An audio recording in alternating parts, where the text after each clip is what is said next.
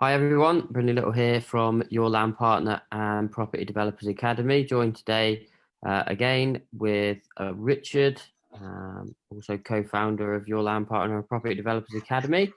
And we're coming to you today for today's installment of 100 in 100, number 71, carrying on through the funding mini-series within the property development lifecycle. And up to this point, we've covered each different element of the different types of finance that you can use to structure or put a finance package together for your deals. But today's session, really, we just want to focus on and go into a little bit more detail and a couple of hypothetical scenarios of how you actually put all three together. So equity, debt, and mezzanine finance, if necessary.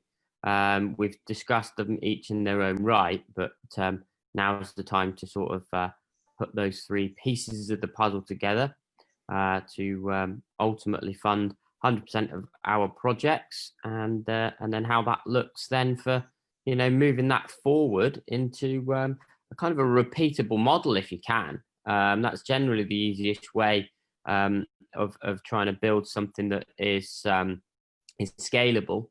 Anything that you're trying to build that's scalable, as long as if you can keep as many things sort of in a system or a process and less variables, less moving parts, it generally is easier. And funding is a difficult one because there's so many different ways that you can put deals together, funding packages together, with percentages of costs and finance from different places. And obviously, as you get more experience, you open up different funding avenues for you as well. So you want to get to a point where you're trying to keep it nice and simple, your funding structure is nice and simple, and ultimately get to a point where it works. And then you try and repeat that process as much as possible.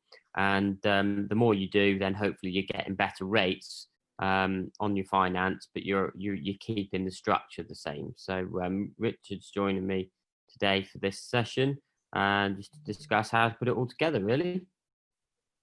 Yes, hi there, everybody. Hi, Bryn. I've listened to the other videos where all the various parts have been discussed. How do we actually put that together? And I think the best way to probably explain it, I guess, is go through a couple of sort of deals that we're involved with and how they're actually how the whole funding stack, if you like, comes together. So it's also not how it comes together, it's the timing of it as well that's quite crucial. So which bit do you need lined up first? Well, generally you need to have avenues and for equity. If you haven't got your own and you're bringing investors on board, you need to be clear in respect of, is it coming on board via a straightforward loan with a coupon rate, or is it coming with a bit further in incentive in terms of a bit extra on top of the coupon rate, or is it actually a full-blown profit share? So we're not going to go over to recover some of the stuff we've already done on that before, but that's generally where we start, is where's the equity coming from? Because we can make all sorts of deals work on paper, but unless we've got the equity, unless we've got the cash, now that cash may be as low as 5 or 10% of what you need overall. So if we look at a deal, and I'm going to round the numbers up just to make it more straightforward. So the deal that we're actually got on site at the moment, it has a GDV in excess of 5 million. Let's just call it 5 million. And the purchase for the site itself, this conversion project, was somewhat less than $1 million. So we'll call it $1 million all in. And it's got roughly three-ish £3 million of costs, build costs and finance costs. So I think the build costs are in at around, say, 2.5, something like that. Obviously I am rounding them just to make that make it make sense. So in terms of we had to raise some cash. Now the easiest way for us to do this in many deals is to raise all of the purchase costs. Now, you will already know that in terms of what debt you're going to get, it will generally be part of the purchase cost plus all of the build cost, not all of the costs, but all of the build costs. But that can get quite messy. So our solution is always raise all of the purchase costs. And then when you come to getting the debt, you can replace some of that money that's come in through equity. So whether you borrowed it from investors or using your own cash. So in this particular case, which is what we did, we exchanged and on 50 grand or something or other, and then we completed on the total purchase, and it was all cash. So that was actually in there. And once we secured it, we're having conversations in terms of debt. Now we were going to settle at a level of cash of around about 500,000 kept in on this. So, which is reasonable amount. And by doing that, we were able to secure debt funding. And once it had agreed, the first valuation was we pulled out some of the money that was actually the purchase cost. Yeah, so I'm going to be honest, I can't remember how much it was, but let's say it was 200,000 or something. But effectively, it was lent on the debt, on the funder, who's got first charge on that property, and they lent to a certain percentage of the purchase price, but it all came down to an overall percentage of the total funding line that they were actually offering, and which you actually went ahead with. So that then released some cash that went somewhere else, so in that particular case, we had some of our own cash in, but we also brought external equity provider in on that particular deal. So very much a collaboration, and that money came in from a number of sources. I don't want to make it really complicated, but the purchase costs, part of the purchase cost, and all of the build costs were obtained through first charge debt funding, debt finance. Now, we've got sufficient equity that we can afford to leave in the deal, that we don't need, in this particular case, mezz finance. Now, my own preference is mezz really, if you need it, that's fine. But actually, our preference is always to go and get the cash. So if we haven't got enough cash, it's to go out and find an investor that will put into a project, and do it that way. What we would say is, as Bryn's probably said quite a few times, when you're structuring deals, whether it's the legals or whether it's the funding or whatever it might be, just keep it simple.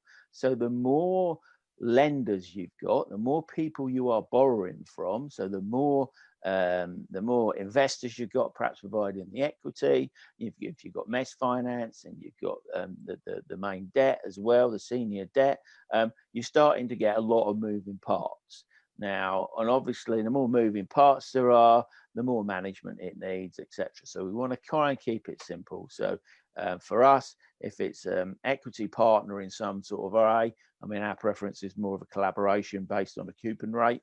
And then, we keep it to one. Or if they're bringing the money in from various sources, we will only be dealing with one of them. They can bring that money in if they like, but actually we are just dealing with that one party.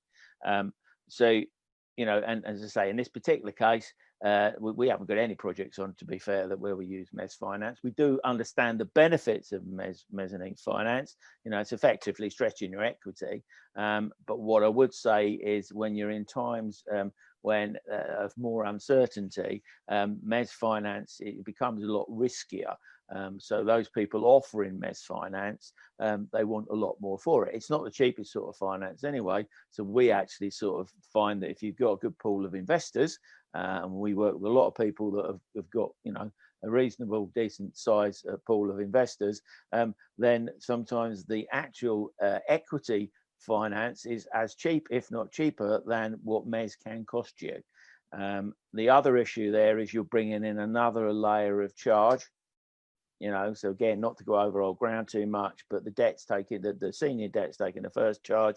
The next level down will take the second charge. So if it's mezz, the mezzanine funder will take that second charge. So anybody after that in terms of equity, it's then they are going to want, they're going to be further down the list. They're going to be third, fourth, fifth, or whatever, and let's be perfectly honest, once you start getting down to there, most investors aren't going to touch that. So if you keep your funding lines open to two, then you can offer one first charge and one second charge, unless of course you've got other assets in which you can you can give people security against. I don't know what you think, Bryn. Was that clear enough? You're listening to it. It's clear in my head, but sounds pretty clear this end. I think, to be honest with you, though, one of the other things that people often forget when structuring their finance packages, when it comes to the equity side, obviously you can raise a percentage of the purchase price for a debt, and generally 100% of the cost for debt. But obviously with debt finance, it's paid on valuation. So it's important to actually have a bit more of a pot of money of your own, or investor money, to get everything started. Because when you're going out to tender, for example, on a project, and the contractor's looking and they're looking at your finance and how they're discussing different finance and how they're going to get paid effectively. And if they're aware that you're on, say, 100% development finance, for example, then effectively, if you've not got that float to start with, then they're looking at that upon that they're self-funding the first phase, because obviously you're going to then get a valuation, you're going to get the debt finance to provide the tranche, and then obviously you're going to pay for the next load. So it's important to have, say you've got to raise 500,000 of equity. It's important to raise probably 550 or maybe even 600,000 of equity, 500 to purchase, and then you've got that 100 or that 50 or whatever that appropriate amount of money is, to then get the ball rolling on the actual project side. Yes, I mean, there's lots of costs, or a considerable amount of costs, that senior lenders won't actually forward, and that will come into, I think we're going to do a separate video on cash flow, but this is sort of a leader into it, if you like. So just to sort of put some numbers to that, so we've got a project that's around about £2 million purchase and build, and could get senior debt on 85% of that, pretty much. So that leaves us 15%. So on that number, on the face of it, we would need to supply 300,000 cash. Is that right? Yeah, 300,000 in cash. Okay. And so what Bryn's saying, and the actuality of all of this, is that is not going to be enough. You will need more than that in terms of having that float, as Bryn's talking about. And I think we'll probably cover off some of the reasons of that in the video on cash flow, I think, really, Bryn. But what we see is people take a very, very, when we're talking about keeping it simple, they keep the numbers really simple, and that is what they work out. Right, if I can raise £300,000, that deal's a goer. But some of those other costs that the funder isn't going to put forward, then actually, how are you going to fund that? So this is why we sometimes find, and we found ourselves in a situation where we've been lending amounts of money for people who are cash flow situations, quite regularly, haven't we, Bryn?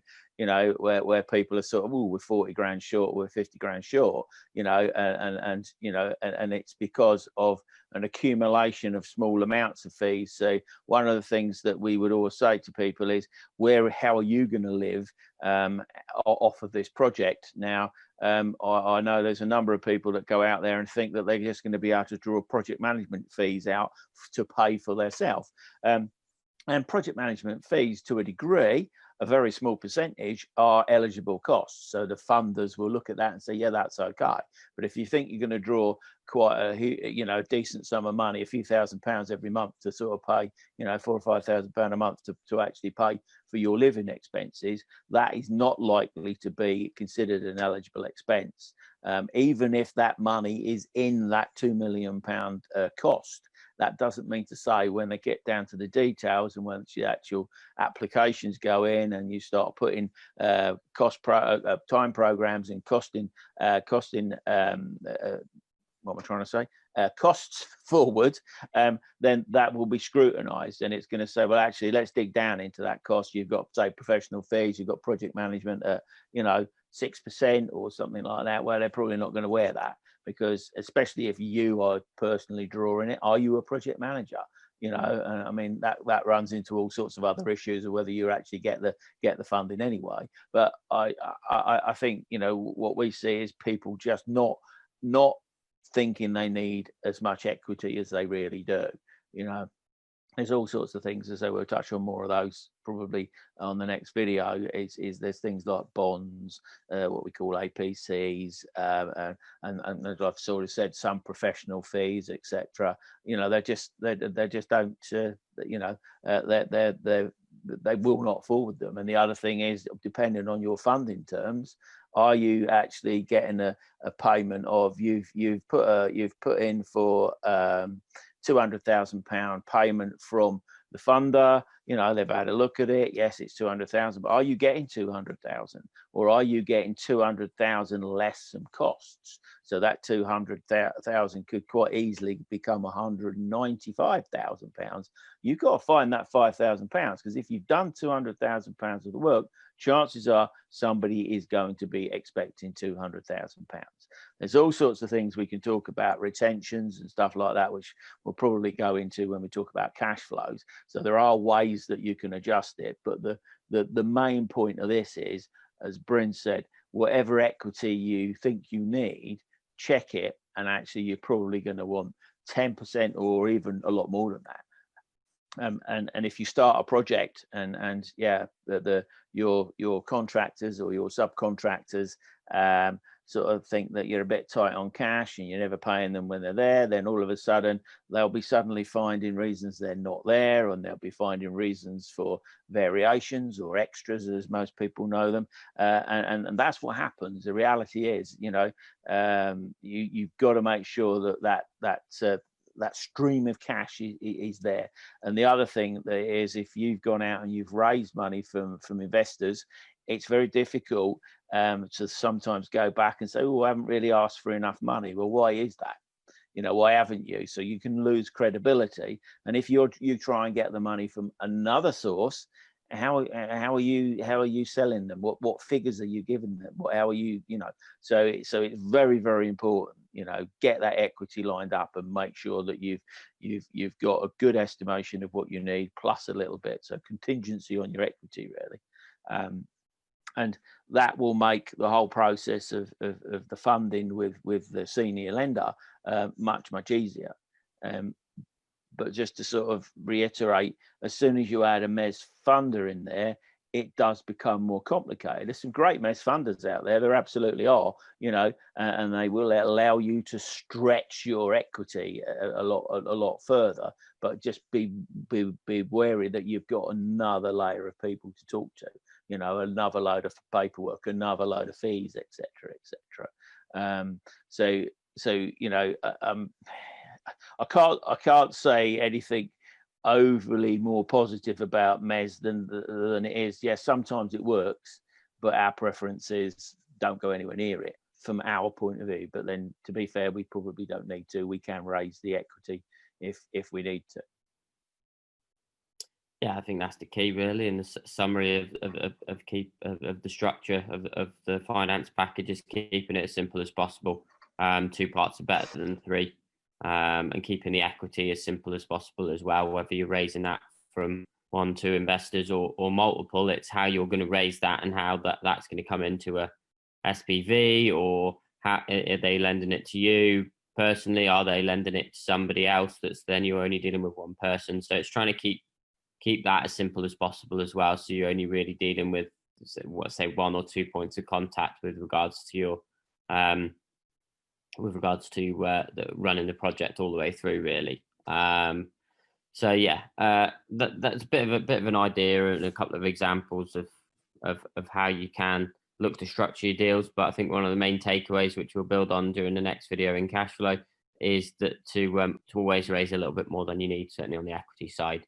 And the debt funders will, they've got their own processes in which they'll lend, and they'll pay you on your drawdowns, and that's pretty prescribed, really. What's gonna happen with regards to that. But yeah, certainly from the equity side, it's about having a little bit of a deeper pocket than you think you need. So yeah, that's today's session on structuring the funds, pulling a few things together. I think with regards to the funding, it's quite there's nothing quite like actually giving direct advice and looking at specific deals and looking at ways that you can structure those deals with the available resources that you've got or that you need to then go out and find, really. It's quite difficult to sort of generalize it, because each deal and can be very, very different in terms of amount needed, timescales, rates, and a number of equity investors that you need, and what level that is compared to your debt. So the best thing really is that if you've got deals or potential deals that you do need funding, there are obviously a lot of the funders out there will be able to take a look at your appraisals and give you an idea of kind of structure that they can put together, and then how much possible equity that you're going to need to raise. And it's always a good idea to do that anyway with possible deals that you think, well, they perhaps might not come off, or you might not be ready for that at this stage. But it's always good information to get it from the horse's mouth, as it were. So going direct to these people, to these funders, to brokers, and getting an idea of the actual finance packages that are out there. But if anybody's got any specific requirements for funds, then don't be afraid to reach out to people in the house building business community on Facebook, or to us, or to anybody that's experienced around you that's done it before, because they'll be able to cast a eye over it and give you some ideas of how you can do it, really. So hopefully you found this useful, and look forward to joining you on the next video within the funding piece, which will be cash flow, which is often a misunderstood area of funding, and it's something that you really do need to get your head around in terms of making sure that you've got enough allowable expenses on your finance and your appraisal, and how much money has got to go out at different points, and then when you're likely to at what point you're likely to receive some income, and how that income is going to be received in order to put you in the best place possible, really. So it's been Brynny and Richard, your land partner and Property Developers Academy, 71 in 100 in 100. Look forward to joining you for our 72nd video tomorrow. Thanks very much. Take care.